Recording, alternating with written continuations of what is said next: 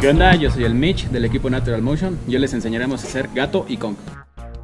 Estos movimientos son de los favoritos de los traseros porque se puede utilizar para combinaciones y para combos. Paso número 1. Poner nuestras manos frente a nosotros para así poder medir la distancia entre nuestras rodillas. Paso número 2. Después de haber controlado el paso número 1, daremos un pequeño impulso para así poder subir nuestros pies, así como se muestra en el video. Si se te dificulta el paso número 2, puedes intentar un salto como este, que comúnmente se conoce como box jump. Cabe resaltar que le pondremos un pequeño plus, que será poner las manos como se muestra en el video.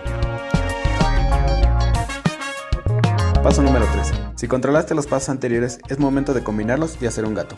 Cabe resaltar que tus brazos darán la fuerza necesaria para lograr pasar el obstáculo. Vamos con el Kong. Paso 1. Al igual que en el gato, pondremos nuestros brazos como puntos de referencia de qué tanta distancia le daremos al Kong.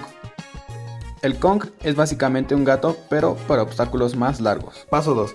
Ahora pondremos las manos a la mitad del obstáculo e intentaremos subir al mismo, así como se muestra.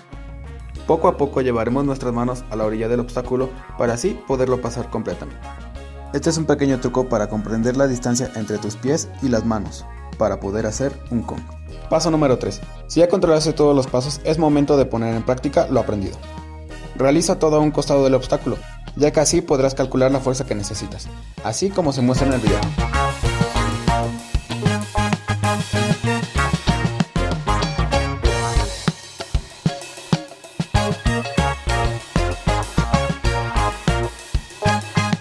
Bueno, muchas gracias por ver el video.